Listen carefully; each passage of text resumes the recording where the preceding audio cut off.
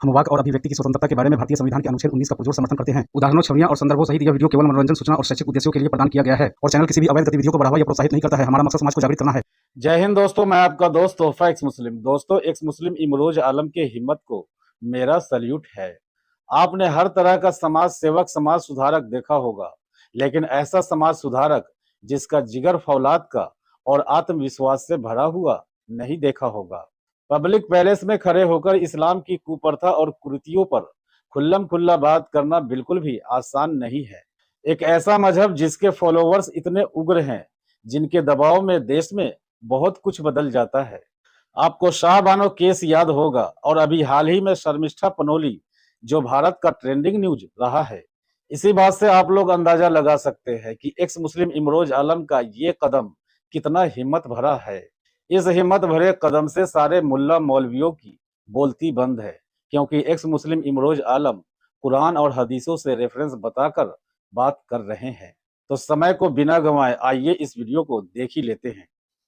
क्या नाम है सर? मेरा नाम है इमरोज आलम। इमरोज जी, आपने हाल ही में देखा होगा पहलगाम आतंकी हमला हुआ, फिर भारत सरकार ने मुंहतोड़ जवाब दिया पाकिस्तान को, और उन्हीं सब चीज़ों को लेकर भाई पूरे देश में रोष था। लोग अपने अपने तरीके से पाकिस्तान को दोष दे रहे थे। और उसी बीच एक लड़की आती है, वैसे लड़की का हम उसका तो समर्थन नहीं करेंगे जिस हिसाब से वक्तव्य उनका था, लेकिन इतना तो समर्थन करेंगे कि भाई एक लड़की आवाज़ उठाती है शर्मिष्ठा नाम की, और उसको बंगाल पुलिस आकर गिरफ्तार करके लेकर जाती है। तो क्या कुछ कहेंगे शर्मिष्ठा की गिरफ्तारी पर? देखिए, शर्मिष्ठा की गिरफ्तारी पर मैं जो कहूँ, बात आए भाषा की, तो मैं भी उस भाषा को स्वीकार नहीं करूँगा। एक अच्छी सामाजिक सभ्यता वाली, एक अच्छी सोसाइटी वाली भाषा नहीं है, ये तो हम कह सकते हैं, ठीक है। मगर उसने जो बोला है वो कहाँ से गलत बोला है? उसने जो बोला है कि 72 वर्जिन हूरें मिलेंगी, ये तो साफ तौर से लिखा हुआ ही है ना, 72 वर्जिन हूरें होंगी, साफ तौर से लिखा है। और उसे तो बेचारी को कुछ पता ही नहीं है कि जो हदीसों में मिलता है हूरों के बारे में, कि 70 लिबास पहने हुए होंगी, 70 हजार लिबास पहने हुए होंगी, फिर भी उनकी पिंडलियों का गोदा दिख रहा होगा, यानी वो फिर भी न्यूड नजर आ रही होगी। ये सब हूरों के बारे में है। हूरों के बारे में ये अगर समुद्र में थूक दे तो पानी शहद हो जाए, खारा पानी। अगर जहाँ ताब आफताब यानी सूरज, इसको एक नाखून दिखा दे अपना, तो सूरज का रंग फीका पड़ जाए। और यहाँ तक कि लिखा है। लिखा कहाँ है? आप कह रहे हैं लिखा है, लिखा। कुछ लोग तो मानने को तैयार नहीं, कह रहे हैं कि बस ऐसे ही बना दिया गया है। 72 हूरों का कंसेप्ट जो है कुरान में है ही नहीं। अरे भाई साहब, कुरान पे मैं भी आऊँगा। ये जो हूरों की फजीलत जो बयान की गई है, आप तिरमिज़ी से ले लें, आप बुखारी से ले लें, आप मुस्लिम से ले लें, अबू दाऊद से ले लें, सुनन नसाई से ले लें, किसी भी किताब से ले लें, आप हूरों के बारे में भर भर के लिखा हुआ है, भर भर के जिक्र है। हाँ, और यहाँ तक कि लिखा, जब आप जाएंगे करने के लिए तो एक शॉट ही 70 साल का होगा, 70 साल तक आप लगे रहेंगे। ये लिखा हुआ है। और आपका लिखा हुआ है। क्या मजाक बना रहे हैं? अरे मजाक नहीं, ये सच्ची बातें हैं भाई। सच्ची बातें हैं, सच्ची बातें हैं जी। यही सब बातें तो पढ़ के मेरा दिमाग खराब हुआ, जो मैं इमरोज आलम से एक्स मुस्लिम इमरोज आलम हो गया जी। ये सारी बातें लिखी हुई। और तुम्हारी बीवी क्या होगी? उनकी सरदार नहीं होगी, यानी एक के बाद एक अंदर भेज रही होगी, बाहर गेट पे खुद बैठी होगी। अब ऐसी जगह को जो उसने कहा, वो लफ्ज़ अगर उसको गिरा के बोल दिया, चलिए थोड़ी इज्जत करके वेश्यालय बोल देते हैं, और इज्जत देते हैं उर्दू में तो तवायफ खाना बोल देती। हाँ, लेकिन काम तो वही हो रहा है ना, जहाँ 70 बैठी है लाइन में, यही तो हो रहा है। और अगर मैं किसी से कहूँ, चलो भाई तुम्हारी शादी कराता हूँ, बड़ी मज़े की बात है, और यार मोटी मोटी छाती वाली औरत से शादी कराता हूँ, तो सुन के कैसा लगेगा? लेकिन कुरान में लिखा है, सूरह नबा आयत 33, कह रहे हैं कि अल्लाह मोटी मोटी छाती वाली हूर देगा। यार मोटी मोटी छाती वाली हूर, ये लिखा हुआ है ऑलरेडी। हाँ साहब, क्या लगता है ऐसे महिलाओं का अपमान नहीं होता इन सब चीज़ों को? अगर इस हिसाब से आप कहते हैं, नहीं कर रहा महिलाओं का अल्लाह अपमान कर रहा है। आप किसी के पास फ़ोन हो तो कोई भी अपने मोबाइल से चेक कर ले अभी कभी, सूरह नबा 78 चैप्टर उसका 33, अल्लाह मोटी मोटी स्तन वाली, मोटी मोटी छातियों वाली हूर देगा। है ये कोई तरीका है? शर्मिष्ठा ने बोल दिया तो इनके तूफान मच गया, अपनी किताबों को सुधार क्यों नहीं करते। और बात है ब्लास्फेमी की, जो यार ब्लास्फेमी तो 5 टाइम कर रहा है मुअज्जन, अल्लाहु अकबर, अल्लाह सबसे बड़ा है, तुम्हारे सारे देवी देवता कोई कुछ नहीं है, कोई भगवान भगवान कुछ नहीं है, अल्लाह ही सबसे बड़ा, अशहदु ला इलाहा इल्लल्लाह, नहीं कोई माबूद सिवा अल्लाह के, यानी अल्लाह के अलावा कोई पूजने लायक नहीं है। तो सबसे पहले तो सारी मस्जिदों के जितने भी है भारत में, सारी मस्जिदों के मुअज्जिन जेल में जाने चाहिए, ब्लास्फेमी जो कर रहे हैं, टोटल ब्लास्फेमी कर रहे हैं। ब्लास्फेमी की बात करेंगे तो उसके ऊपर, बच्ची के ऊपर आपने इल्ज़ाम लगा दिया उस लड़की के ऊपर कि ब्लास्फेमी के केस में।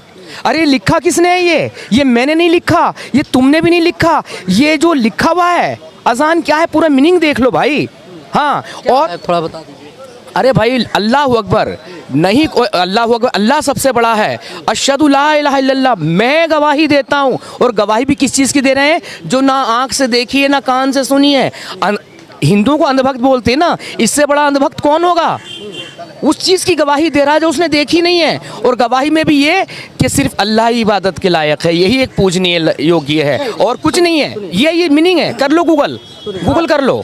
सब अपने अपने धर्मों का प्रचार प्रसार करते हैं, अपने अपने धर्मों को भाई बड़ा दिखाने का प्रयास करते हैं, तो इसमें गलत क्या है। कोई अपने धर्म का प्रचार प्रसार कर रहा है, बड़ा दिखाने का प्रयास कर रहा है, तो गलत क्या है भाई।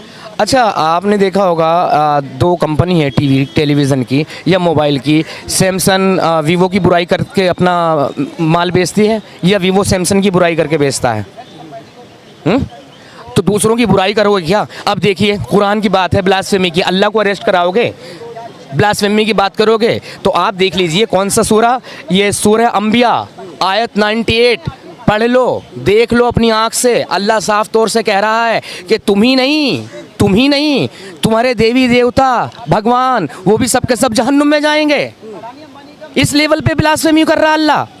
उस लड़की की आप कह रहे हैं उसने ब्लास्फेमी कर दी, शर्मिष्ठा ने, इस ब्लास्फेमी का क्या करेंगे, कोई जवाब है पूरे देश का, पूरी दुनिया के मुसलमानों के पास। और कुरान की एक आयत से इनकार नहीं कर सकते, हदीसों की बात आएगी तो कह देंगे नहीं जी ये तो कमज़ोर है, ये तो टूटी फूटी है, ये तो लंगड़ी लूली है। हैं कुरान की आयत से कैसे इनकार करोगे भाई।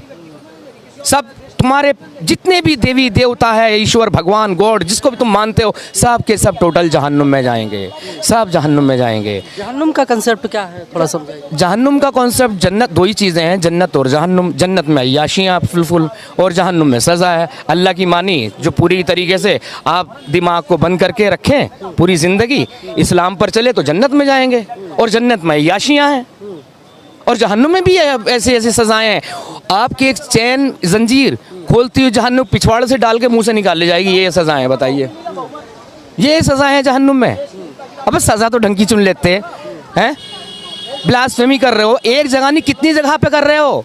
हाँ अरे भाई कुरान में जगह जगह पर काफिरों के, मुशरिकों के कत्लो क़िताल के लिए आया है। अल्लाह सबको माफ़ कर देगा, ये क्लियर कॉन्सेप्ट है। ये पूरी दुनिया के मुसलमानों में किससे भी पूछ लें, सिवाय एक शिर्क को, शिर्क कहते हैं कि मेरे अलावा किसी और को मानोगे, उसे कहते हैं मुशरिक। आप हिंदू हैं मेरे ख्याल से, हिंदू है ना, मूर्ति पूजक, तो आप मुशरिक हैं, आप जहन्नुम में जाएंगे। ये कुरान कह रहा है, ये ब्लास्फेमी नहीं हो रही तुम्हारे अकीदे की, तुम्हारी श्रद्धा की, ये ब्लास्फेमी नहीं हो रही। कहते काफिरों के पास ईमान ही नहीं है, मुशरिकों के पास ईमान ही नहीं है, मुनाफिकों के पास ईमान ही नहीं है, और मैंने इस्लाम छोड़ दिया, मैं मुर्तद हो गया, मेरे तो सरतन से जुदा की वो है धमकी जी, सरतन से जुदा हो। हाँ मुर्तद की एक ही सज़ा, सरतन से जुदा, सरतन से जुदा। क्या कंसेप्ट है इसका? कॉन्सेप्ट ये है भाई, आपने इस्लाम छोड़ा है, इस्लाम छोड़ा है तो जाहिर सी बात है कहीं ना कहीं आपने अल्लाह और उसके रसूल, उसके पैगंबर, उसके शख्सियत से इनकार कर दिया है ना, आपने पसंद नहीं किया ना। अब पसंद नहीं किया तो अब आपको सज़ाए मौत मिलेगी, ये तो संविधान है यहाँ पर जिसने बचा रखा है। अगर पाकिस्तान में होता तो हड्डियाँ भी कब की गल के खाक में मिल गई होती जी, ये सब चीज़ें। अच्छा आपने देखा होगा अब ट्रिपल तलाक का जो मामला होता है उस पर आए दिन कुछ ना कुछ जो है न्यूज़ तमाम मामले आते रहते हैं, इसमें हलाला वाला क्या कंसेप्ट है, थोड़ा इसको समझाइए भाई साहब। हलाला का बड़ा ख़तरनाक कॉन्सेप्ट है। हलाला के लिए जो है ना, अभी तक आपने यही सुना होगा कि एक ने हस्बैंड के दिया तलाक तलाक तलाक, तलाक हो गई और उसके बाद उसका दूसरे से निकाह हो गया। अब रात को वो अपना हम बिस्तरी का होगा, हम बिस्तरी करेगा और उसके बाद सुबह को तलाक दे देगा। इतना ही तो पता होगा ना, लेकिन नहीं, ये पूरा सच नहीं है।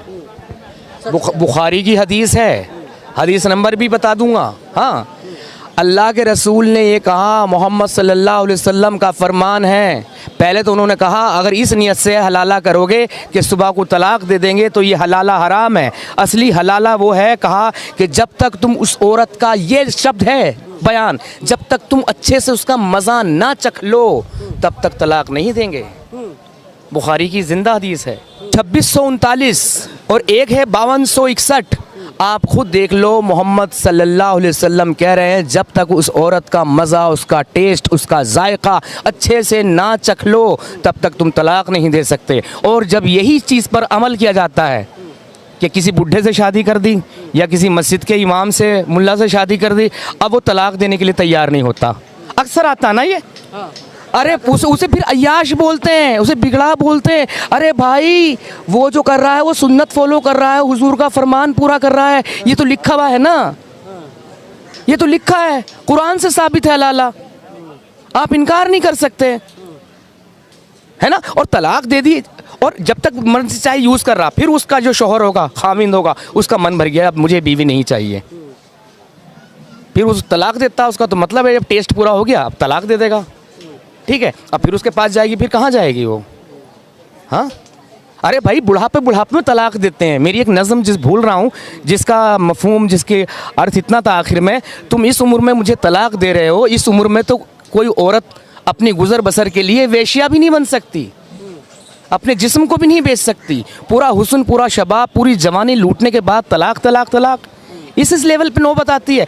और चलो तलाक दे दी तो कम से कम उसे कोई गुजारा भत्ता तो दोगे ना, वो भी इस्लामी कॉन्सेप्ट नहीं है। इद्दत की मुद्दत 3 महीने की जो इद्दत है बस वो पूरी की, तब तक तुम्हारा शौहर तुम्हें देगा, और फिर कुछ कपड़े उपड़े लत्ते देकर, कुरान के आयत से इतना है, रवाना कर देगा। अगर ना होता तो पूरी दुनिया में फेमस है शाहबानों का केस। वो गरीब बेचारी बूढ़ी औरत ज़ईफ़, वो उस इंसान ने इतना से तो कहा था कि मुझे तुम गुजारा भत्ता बढ़ा दो थोड़ा, 5,000 रुपये की कमाता था मंथ में उस टाइम पे उसका शौहर, तो आज का करोड़पति है जी। तो नहीं दिया गया था, यही आ गए थे सबके सब पर्सनल लॉ बोर्ड वाले, पर्सनल जी, इस्लाम के खिलाफ है तो इस्लाम मतलब बर्बाद हो जाएगा, लूट जाएगा अगर इसे पैसे दे दिए गए। मतलब एक बेसहारा को पैसे दे दिए गए। अच्छा, वक्फ बोर्ड को लेकर खूब जो है राजनीति हुआ, हो भी रहा है, मामला जो है अदालत में है। तो वक्फ बोर्ड से संबंधित कुछ जानकारी दीजिए। जैसे जो कहा जाता है कि भाई वक्फ बोर्ड के जितने भी ज़मीन हैं वो गरीबों के, और जो मुल्ला मौलवी होते हैं पढ़ाते हैं, और जो यतीम होते हैं उनके खर्चे में आता है, होता है ऐसा? देखिए, उस ज़मीन का कॉन्सेप्ट तो यही था। मैं इतना कहूँगा, अगर इस पैसे को सही से यूज़ किया होता, पाकिस्तान से बड़ा लैंड अपनाए हुए थे, हाँ, अगर इस पैसे का सही से इस्तेमाल किया होता ना, तो कसम से आज मुसलमानों की हालत ऐसी बदल गई होती, इतनी तब्दील हो गई होती कि मतलब हिंदू वगैरह कोई कुछ नहीं होते हमारे लोग इनके सामने, मुस्लिमों के। क्योंकि इतना भाई, वो ज़मीन किसके लिए? कोई बेवा हो गई उसको दो, है ना, कहाँ दिया आपने? कोई यतीम बच्चों को छत दो, कहाँ दिया आपने छत? हाँ, IAS कितने IAS पैदा किए तुमने उस पैसे से? कितने IPS पैदा किए? कितने PCS पैदा किए? कितने डॉक्टर पैदा किए? कितने इंजीनियर पैदा किए? दिखलाओ ज़रा लाके। उस पैसे का सही से यूज़ करते, उस पैसे का सही से यूज़ करते तो कितना भला होता, एक मुसलमान बेघर ना होता, एक मुसलमान परेशान ना होता। मगर तुम सबका सब खुद ही खा कर बैठ गए हो। चलिए यहाँ से भी निकलते हैं, ये यूज़ करते तो ये होता। हाँ, लेकिन सवाल अभी उठता कि इतनी ज़मीन के पास आई कहाँ से? बोले जी मुसलमानों ने दान की है, डोनेट की है। अरे भाई, वो थी ना रिपोर्ट सच्चर कमेटी की कि आदिवासियों से भी, दलितों से भी पिछड़ी हालत में मुसलमान हैं। जिनकी हालत इतनी पिछड़ी हुई हो तो उनके पास भैया इतनी ज़मीन कहाँ से आ गई दान करने के लिए? इतनी दान कहाँ से आ गई? तुमने ऐसे दान कर दी। यहाँ जी शाहजहाँ का घोड़ा ने यहाँ के लीद की थी, यहाँ के उसने घास चरी थी, तो ये वक्फ बोर्ड में आ गई। आप साउथ में देखें ना, 1500 साल पुराना मंदिर, उससे गांव में तब मोहम्मद साहब के फादर भी पैदा ना हुए होंगे, है ना? उस पर भी आपने दावा ठोक दिया। भाई कैसे एक दावा ठोक दिया तुमने? भाई एक तुमने पाकिस्तान ले लिया, ठीक है, मज़हब के उस पर वो हुआ था ना, पार्टीशन बंटवारा जो हुआ था, और तो कोई नहीं था, कारण यही था। तो भाई तुम्हें फिर जाना चाहिए था ना सबको। लेकिन मौलाना आज़ाद, उनका कॉन्सेप्ट था ये, पाकिस्तान तो तुमने ले लिया लड़ झगड़ के, अब तुम्हें हिंदुस्तान को भी पाकिस्तान बनाना है, यहीं रुक जाओ वरना तुम्हारे भाई कमज़ोर पड़ जाएंगे। जी। अच्छा, समृष्ठा केस में आपने देखा होगा कि जैसे मान लिया उसको एफआईआर हुआ, पुलिस लेकर गई, लेकिन ऐसे ना जाने कितने लोग हैं जो सोशल मीडिया पर सनातन धर्म से जुड़े हिंदू देवी देवताओं के फोटो पोस्टर वगैरह लगाते हैं, जलील करते हैं। ये कौन सा कंसेप्ट है, क्यों करते हैं? भाई जलील करते हैं तो सीधी सी बात है, मुसलमानों के मुताबिक, मैं मुस्लिम परिवार से मैं पैदा हुआ पला बड़ा, एकदम कट्टर वो था, इस्लामिक था, कट्टर वाला मुस्लिम था। मैं इस्लाम छोड़ने के बाद ये कहता हूँ मैंने इस्लाम नहीं छोड़ा बल्कि अपने अंदर के एक जिहादी को मार दिया है, सोच वही थी। तो आपने सीधी तौर से कहते हैं आप लोगों के पास ईमान ही नहीं है, जब कुरान साफ तौर से कह रहा है तुम्हारे सूरे ये अंबिया की 98 आयत जो मैंने बताई है, तुम्हारे देवी देवता तुम्हारे भगवान सब जहन्नुम में जाएंगे, जिनकी तुम पूजा करते हो सब जहन्नुम का ईंधन है, साफ तौर से लिखा हुआ। तो फिर ब्लास्फेमी वो उन्हें हक है, अधिकार है, जन्मसिद्ध अधिकार है भाई, उन्हें तुम नहीं कर सकते, उनके बारे में तुम कुछ नहीं बोल सकते, उन्हें अधिकार है जन्मसिद्ध। क्या ऐसे करना? हाँ, जन्मसिद्ध अधिकार है। और ये कहते हैं काफिर को काफिर मत कहो जी, जीते जी भाई, जीते जी मत कहो, क्या पता कब ईमान ले आए, मगर मान तो दिमाग में काफिर ही रखा है। अच्छा, एक चीज़ और मैं आपके कैमरे के माध्यम से बात कहना चाहूँगा। हमारे मौलाना एक चीज़ आके बड़ी जलेबी बनाते हैं, बड़ी रसीली जलेबी बनाते हैं, बोले नहीं आप ठीक से समझिए काफिर का कॉन्सेप्ट, इसका मतलब ये होता है मोहतरम, पान खा के लंबी लंबी दाढ़ी वाले, काफिर कहते हैं इनकार करने वाले को, नास्तिक को, और तुम तो मानते हो ना किसी को, तो सामने वाले कहता हाँ जी हम तो मानते हैं, तो तुम्हारे लिए थोड़ी कहा गया है काफिर, कुरान में तो नास्तिकों के लिए कहा गया। लेकिन जो मूर्ति पूजक है अल्लाह उन्हें भी माफ़ नहीं करेगा, उन्हें भी नहीं छोड़ेगा, शिर्क जो करते और उन्हें मुशरिक कहते हैं, तो भैया मुशरिक भी जहन्नुम में जाएगा और काफिर भी जहन्नुम में जाएगा, और मुनाफिक जो होगा वो भी जहन्नुम में जाएगा, और मुझ जैसा एक्स मुस्लिम यानी मुर्तद भी जहन्नुम में जाएगा। तो इन चारों में फ़र्क क्या है? ना कहते हैं इतना पाक साफ सुंदर सा मजहब या धर्म है इस्लाम, आप कह रहे हैं कि जो है हम छोड़ चुके हैं। क्या दोबारा से कह रहे हैं? पाक साफ। अरे भाई कैसे कहूँ यार, इस्लाम में सेक्स के अलावा है क्या? चार एक साथ रख सकते हैं, 7 तक पहुंच सकती है तो गरीब मुस्लिम के लिए है, बाकी कोई इंतहा नहीं है। आप बादशाहों की देख लीजिए, कितनी बीवियां, सऊदी के किंग वगैरह की देख लीजिए, है ना, कितनी बीवियां। ये दुनिया में जीते जी सेक्स पे सेक्स, और फिर किसी से जंग होती है किसी मुल्क से, तो वहाँ की जो काफिरों की बहन बेटियाँ हैं, गैर मुस्लिमों की, मुशरिकों की, मुर्तदों की, मुनाफिकों की, काफिरों की, वो सब के सब माले गनीमत में आ जाती है। माले गनीमत कहते हैं लूट के माल को, और तुम्हारा रुपया पैसा नहीं, तुम्हारी सब बहन बेटियां वो उठा के ले जाएं, उनकी मर्जी, उन्हें बेचे या उन्हें खुद यूज़ करे, जब मन भर जाए तो खुद बेच दे। ये साफ तौर से कुरान में कह रहा है अल्लाह। और चाची की लड़की, फूफी की लड़की, खाला की लड़की, मामा की लड़की, सबके सब जायज़ हैं। मुंह बोले सारे रिश्ते हराम हैं। हमारे पैगंबर मोहम्मद सल्लल्लाहु अलैहि वसल्लम ने तो यहाँ तक के किया है भाई साहब, एक बच्चा गोद लिया, उसका नाम जैद की शादी कराई अपनी कजिन सिस्टर से। पहले वो सिस्टर है, फिर वो शादीवती बहू बन जाती है, फिर एक बार उस पर नज़र पड़ गई। खैर वो किस तरह से नज़र पड़ी वो बताऊंगा तो बड़ा ये कहेंगे मैं ब्लास्फेमी कर रहा हूँ, लेकिन वो लिखा हुआ है। उसे निवस्त्र अवस्था में देख लिया नहाते हुए, तो दिल आ गया आपका। फिर डिवोर्स करा के उनसे खुद आपने शादी कर ली, और कुरान में आयत उतर गई, अल्लाह तुम में से, वो मोहम्मद तुम में से किसी का बाप नहीं है। अरे भाई, जब मोहम्मद साहब किसी के बाप नहीं है, जब उसे पूरे मक्का के सामने हाथ पकड़ के कबूल कर रहे थे आज से जैद मेरा बेटा, तो हज़रत जिब्राइल पहले आकर उनका हाथ पकड़ लेते ना, नहीं मोहम्मद साहब ऐसा ना करो, तुम किसी के बाप नहीं हो, कुरान में पहले से फैसला है, क्योंकि कुरान तो लोहे महफूज पे पहले से लिखा रखा था ना, पहले से लिखा रखा था कुरान, तो फिर ऐसा क्यों नहीं किया? जब शादी कर ली, पसंद आ गई, तो मुंह बोले रिश्ते भी हराम हो गए। आप किसी से मुस्लिम हो हैं तो राखी बंधवा सकते हैं, शादी कर सकते हैं, किसी को माँ कह सकते हैं, शादी कर सकते हैं, बेटी कह सकते हैं, शादी कर सकते हैं, कोई मुंह बोला रिश्ता नहीं। अब देखिए, जैसे कि आपने देखा होगा मुस्लिमों की, एक तारीफ़ करूं, देखिए मैं यहाँ पर एक, जहाँ पे कौन को तारीफ़ नहीं दिखती क्या, तारीफ़ ये है, आप मुझे बताइए वृद्धाश्रम मुसलमानों में कोई देखा आपने भारत में? वृद्धाश्रम जितने भी होते हैं नॉन मुस्लिम में होते हैं ना, वृद्धाश्रम कहीं नहीं मिलेगा। तो मोहम्मद साहब ने जो माँ बाप का दर्जा बता दिया, तो मुस्लिम लोग कितने भी लड़ ले झगड़ ले तो अपने माँ बाप को बाहर नहीं निकालते, वृद्धाश्रम में भेजते। और भेजेंगे भी तो कोई हिंदुओं के यहीं भेजेंगे, क्योंकि इनके यहाँ पर कॉन्सेप्ट ही नहीं। लेकिन यतीम खाने ज़रूर मिलेंगे, यानी अनाथालय, यतीम खाना मिस अनाथालय। वो क्यों? क्योंकि मुंह बोले रिश्ते हराम है, आप किसी को गोद नहीं ले सकते। अगर वो अपने बेटे की बीवी पे दिल आ गया था, उसको छोड़ दिए होते, उससे शादी ना किए होते, मुंह बोले रिश्तों को हराम नहीं करना किए होते, तो आज जितने यतीम खाने हैं ना, जो मासूम गरीब बच्चे बेचारे पढ़ रहे हैं, उनके कोई सुनवाई करने वाला नहीं होता और मौलवी उनके साथ बदफेली करते हैं, ज़्यादती करते हैं। ये ढकी छुपी बात नहीं है, उन अच्छे बच्चों के साथ भी होती है, घर परिवार के जिनके माँ बाप बड़े बड़े ओहदों पर है, उन्हें तक नहीं बख्शा जाता।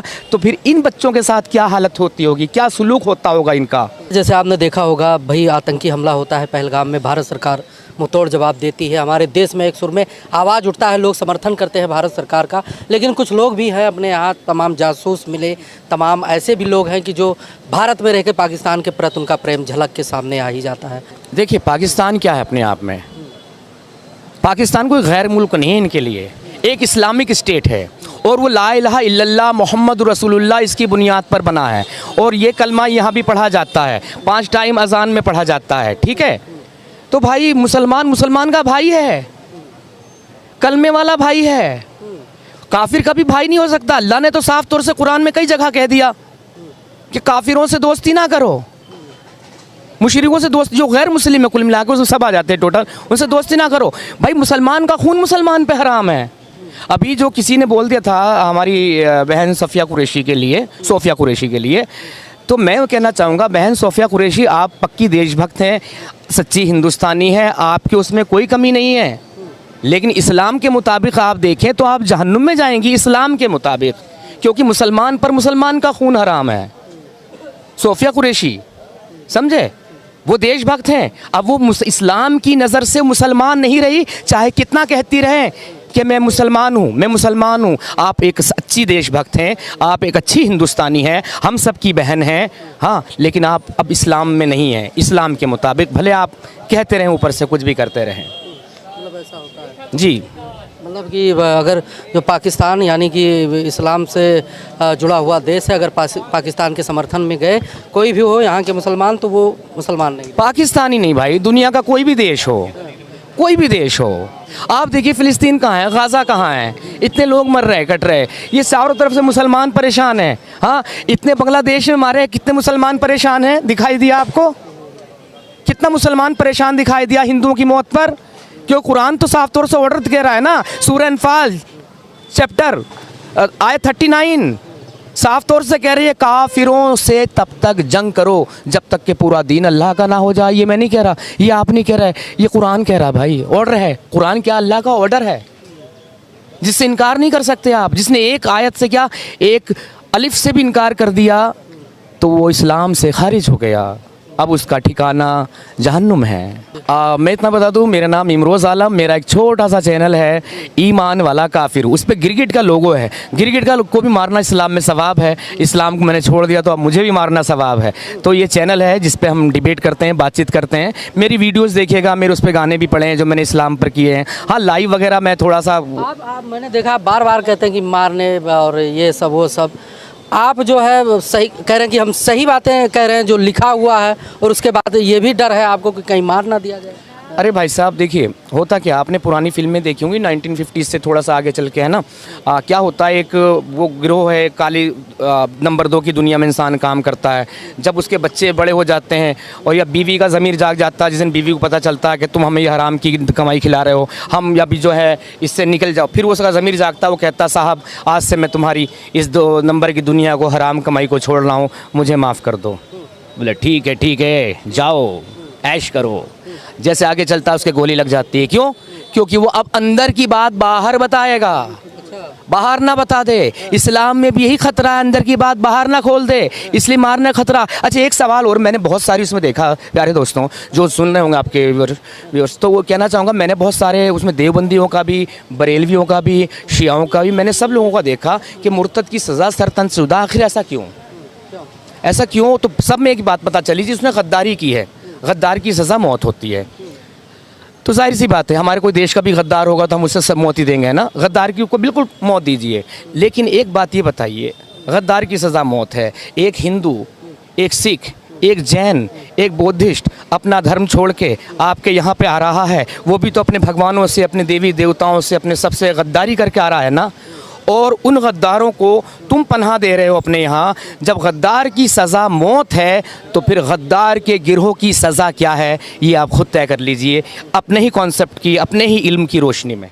दोस्तों, एक्स मुस्लिम इमरोज आलम के इस साहसिक भरे कदम के बारे में आपकी क्या फीलिंग है, कमेंट में लिखिएगा जरूर।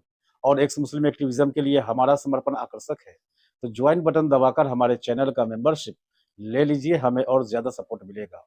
और चैनल को सब्सक्राइब किए बिना ना छोड़े, साथ में वीडियो को लाइक, शेयर और कमेंट भी किया करें, ताकि आपके लिए अच्छी अच्छी डिबेट हमेशा लाता रहूं। तो फ्रेंड्स, आज की डिबेट को यहीं पर एंड करते हैं।